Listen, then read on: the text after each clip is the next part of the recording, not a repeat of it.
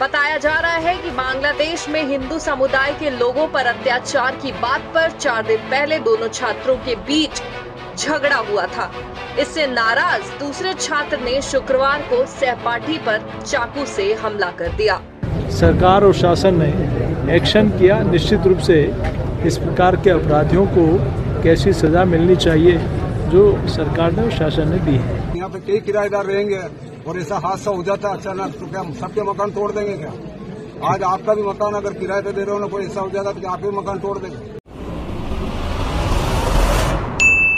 दोस्तों, भारत में यूं तो मुसलमानों के खिलाफ रोज ही कहीं ना कहीं मजालिम ढाए जाते हैं, मगर इस बार रियासत राजस्थान के शहर उदयपुर में बड़े पैमाने पर मुसलमानों को निशाना बनाया जा रहा है। उनकी दुकानों और मकानों को जलाया जा रहा है, तोड़ा जा रहा है, मसाजिद शहीद की जा रही हैं। जुमा 16 अगस्त को सुबह तकरीबन 10:30 बजे उदयपुर में मुसलमानों के खिलाफ इन फसादात का आगाज महज एक मामूली बात पर हुआ। यूं समझ लें कि मुसलमानों के खिलाफ मजालिम का एक नया बहाना ढूंढा गया। हुआ यूं कि मैट्रिक के 2 तालिब इल्मों के दरमियान किसी बात पर बहस हुई। उनमें से एक मुसलमान था और दूसरा हिंदू। मामला हाथापाई तक पहुंचा और फिर तालिब इल्मों के 2 ग्रुपों में डंडों, लातों और घूसों का सिलसिला शुरू हो गया। बात यहां तक नहीं रुकी। इस झगड़े को हिंदू मुस्लिम फसाद का रंग दिया गया और मुसलमानों की इमलाक को तबाह करने का सिलसिला शुरू हो गया। मामला यहां तक पहुंचा कि शाम तक मुसलमानों के दर्जनों घरों, दुकानों और गाड़ियों को जला दिया गया। कई मसाजिद को भी शहीद कर दिया गया। शहर के बाजार खौफ की वजह से बंद हो गए। इस दौरान कई सयाह जो वीकेंड पर उदयपुर में थे शहर छोड़ गए। हालात इतने बिगड़े कि पूरे उदयपुर में इंटरनेट सर्विस बंद कर दी गई। शहर के स्कूल, कॉलेज समेत तालीमी इदारों पर ताले लगा दिए गए। दफा 144 नाफिज करके हिंदुओं को पूजा और मुसलमानों को नमाज घर पर पढ़ने की हिदायत की गई। झगड़े में अगरचे हिंदू और मुसलमान दोनों मुलविस थे, मगर बर्फ गिरी तो मुसलमानों पर। भारतीय मीडिया ने हस्बे मामूल इस वाक़े के बाद मुसलमानों के खिलाफ नफरत की आग भड़काई। यहां तक कहा गया कि मुसलमान और हिंदू तालिब इल्म के दरमियान झगड़ा बांग्लादेश की सूरत हाल पर बहस से शुरू हुआ। शुक्रवार को राजस्थान के एक सरकारी स्कूल के बाहर 10वीं कक्षा के एक छात्र ने अपनी सहपाठी पर चाकू से हमला कर दिया। इसके बाद से उदयपुर में तनाव का माहौल है। पूरे शहर में सांप्रदायिक तनाव फैल गया है। गुस्साई भीड़ ने सड़कों पर उतरकर आगजनी और तोड़फोड़ की। प्रशासन की ओर से धारा 144 लागू है। कई संगठनों ने दुकानों को बंद करवाया और कई कारों को आग भी लगा दी गई। अभी भी भारी पुलिस बल तैनात है। बताया जा रहा है कि बांग्लादेश में हिंदू समुदाय के लोगों पर अत्याचार की बात पर 4 दिन पहले दोनों छात्रों के बीच झगड़ा हुआ था। मीडिया की भड़काई आग से इंतहा पसंद हिंदू मुश्तइल हो गए। शहर की हिंदू तंजीमें सड़कों पर निकल आई और एहतजाज शुरू कर दिया। मुसलमानों को निशाना बनाना शुरू कर दिया गया।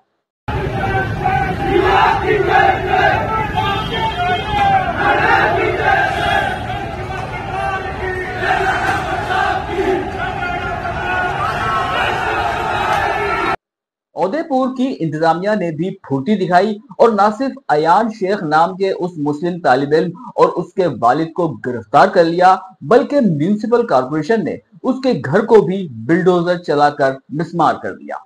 उदयपुर शहर से ही बीजेपी के रुकन पार्लियामेंट डॉक्टर मुन्ना लाल रावत ने बहाना ये बनाया कि ये घर गैर कानूनी तौर पर तामीर किया गया है। हालांकि इस इलाके में 200 से ज्यादा मकानात तामीर हैं, मगर म्युनिसिपल कॉर्पोरेशन को वही एक घर गैर कानूनी नजर आया, वो भी मुसलमानों के खिलाफ फसादात के दौरान।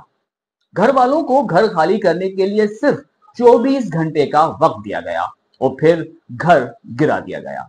दिलचस्प बात यह है कि ये घर अयान शेख का भी नहीं था, बल्कि वो यहाँ पिछले 4 साल से किराए पर थे। मालिक मकान रशीद खान ने बताया कि मकान खाली करने का नोटिस अयान शेख के वालिद के नाम पर आया था, हालांकि ये घर उसका है। कि आपको क्या रीजन दिया प्रशासन ने, किस वजह से तोड़ रहे हैं? कोई रीजन नहीं दिया, बस खाली आगे ना बल गया, आ जाओ बाहर आ जाओ बाहर आ जाओ, बस ये मकान के अंदर। कोई नोटिस दिया आपको पहले? वो लग रहा है साहब, लेकिन कब लगा है? सुबह की टाइम। अच्छा, पहले कोई नोटिस नहीं दिया? इन्होंने मेरे को आगे फोन पे बताया कि नोटिस लगा दिया मकान का। पहले कोई नोटिस नहीं दिया आपको? कोई नोटिस नहीं है। अच्छा, और जो बच्चा है उसके घर वाले कहाँ है? वो घर वाला बच्चा तो है अंदर, उसका बात भी है अंदर। आप क्या उसकी मिसेज है, मेरे कोई रिश्तेदारी नहीं है, ये किराएदार है, मतलब वो यहाँ मकान आपका? मकान मेरा कितने है। टाइम से रह रहे हैं आपके घर में? ये इनको हो गया 4 साल हो गया। इससे पहले एक दूसरा फैमिली रहती थी, और अच्छा। अभी भी 2 फैमिली रह रही है अंदर। तो क्या आपको लगता था कि जिस बच्चे ने ऐसा किया है पहले भी ऐसी कोई हरकत या ऐसी कोई? कुछ हरकत नहीं है, उसको जरा जरा से मोहल्ले के छोरे मारते हैं, जरा जरा उससे भी जरा जरा से छोरे भी मारते हैं उसको। ठीक है, आप कुछ कहना चाहते हो क्या? जो तो आपका ये घर गलत बात है कि सर मकान अब किराएदार में, तो यहाँ पे कई किराएदार रहेंगे और ऐसा हादसा हो जाता है अचानक, तो क्या सबके मकान तोड़ देंगे क्या? आज आपका भी मकान अगर किराए पे दे रहे हो ना, कोई ऐसा हो जाएगा तो आप भी मकान तोड़ देंगे।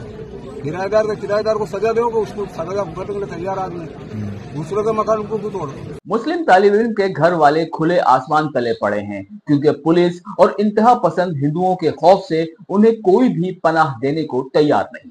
इस वक्त ही इलाके में दफा 144 नाफिज होने के बावजूद बीजेपी के गुंडे पुलिस की सरपरस्ती में दन दनाते फिर रहे हैं और ढूंढ ढूंढ कर मुसलमानों को निशाना बना रहे हैं। उदयपुर झीलों का शहर कहलाता है। शहर की खूबसूरती देखने के लिए इंडिया और बैरून मुल्क से बड़ी तादाद में लोग यहाँ आते हैं। वीकेंड की वजह से यहाँ सयाहों का रश था, लेकिन इस फसादात के बाद सयाह वापस लौट गए।